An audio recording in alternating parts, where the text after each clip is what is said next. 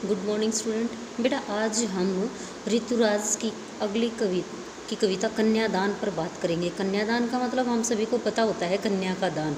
इस कविता में कन्या का दान करते समय एक माँ क्या महसूस करती है, यह इसमें दिखाया गया है। दूसरा, वह अपनी बेटी को ससुराल भेजते समय अपनी बेटी को क्या क्या सीख देती है, क्या शिक्षा देती है, वह शिक्षा इस कविता में दिखाई गई है।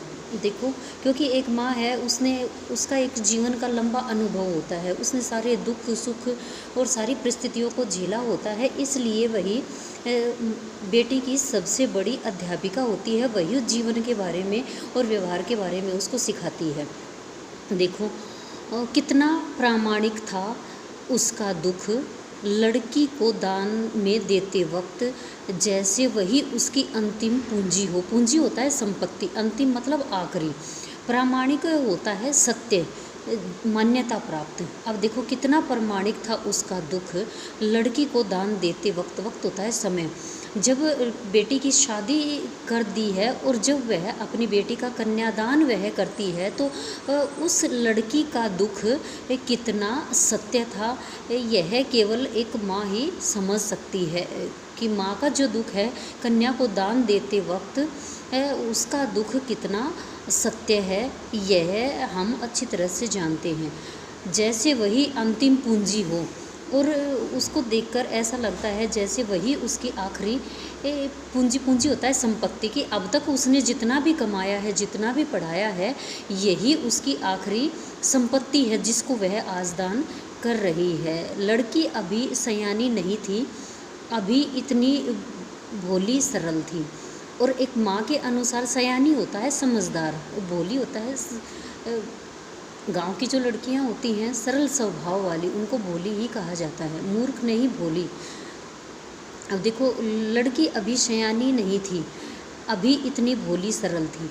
अब यहाँ पर माँ यह समझती है कि अभी उसकी लड़की, उसकी बेटी है, वह इतनी समझदार नहीं हुई है, उसमें समाज को समझने की, व्यवहार को समझने की अभी इतनी समझ नहीं आई है कि वह बाहर के छल कपट को आसानी से समझ सके।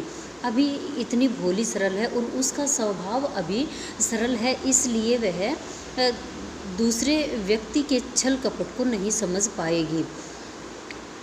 उसे सुख का आभास तो होता था, किंतु दुख बाँचना नहीं आता था। बाँचना होता है पढ़ना, परख भी हम इसको कह सकते हैं। अब यहाँ पर माँ कहती है कि उसकी बेटी को दुख का आभास, वह दुख को तो पहचान सकती है, उस दुख का तो उसे, सुख का तो उसे आभास है, लेकिन उसे दुख की परिस्थितियों को समझना अभी नहीं आया है। दुख उसने अब तक नहीं झेला है, इसलिए वह दुख को नहीं समझ सकती है।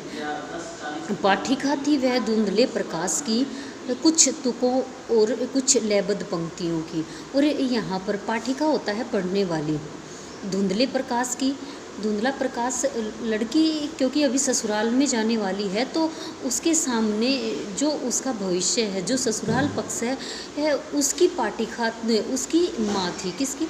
लड़की की माँ है वो धुंधला प्रकाश, या धुंधला प्रकाश स्मृतियों को भी लिया गया है कि जो स्मृतियाँ हैं उसकी माँ की, वह उस धुंधले प्रकाश की अकेली ही पाठिका है। यहाँ पर क्यों कहा गया है? क्योंकि उसने अपने जीवन को, उस जीवन को उसने झेला है, देखा है, अनुभव किया है, जो उसकी बेटी अभी ससुराल में जीने वाली है। कुछ तुकों और कुछ लयबद्ध पंक्तियों की। ये तुक और लयबद्ध पंक्तियाँ संगीत में होती है, लेकिन इसको यहाँ पर जीवन में दिखाया गया है कि उसके जीवन में जो परिस्थितियाँ आने वाली हैं, जो जीवन वह जीने वाली है, उस जीवन की वह साक्षी है और उसने उस जीवन को झेला है, इसलिए वह अपनी बेटी को इसके बारे में अच्छे से शिक्षा दे सकती है। यही इसमें यहाँ पर दिखाया है। और क्या शिक्षा वो यहाँ पर दे रही है?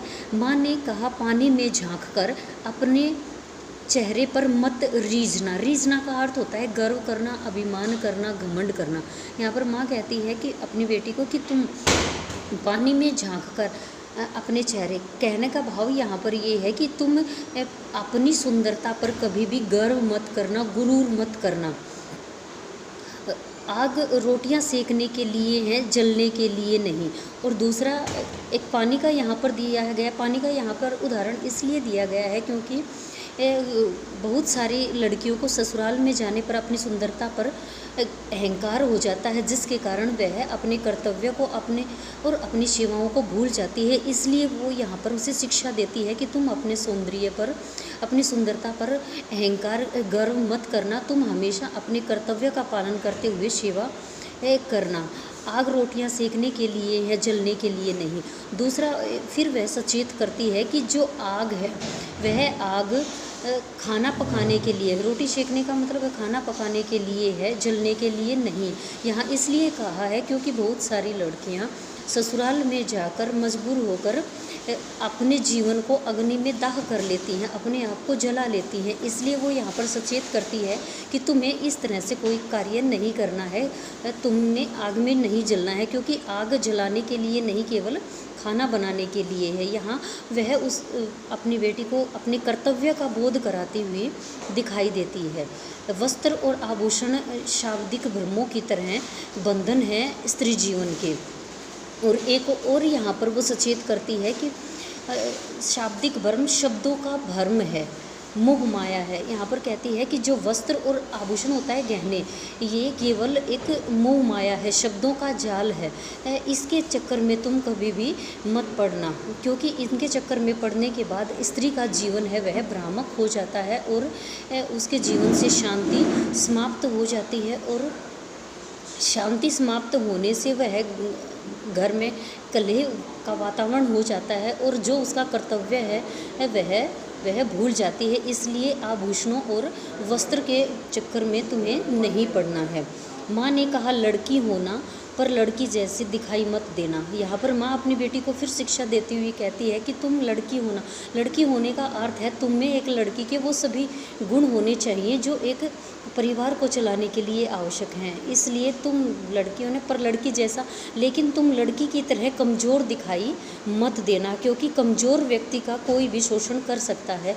इसलिए तुम्हारे अंदर एक लड़की के सभी गुण होने चाहिए, प्रेम, भावना, आदर, नैतिक गुण, ये सभी चीज़ें होनी चाहिए। लेकिन तुम्हें कमज़ोर भी मत पड़ना, हर परिस्थितियों का तुम यहाँ पर सामना करना।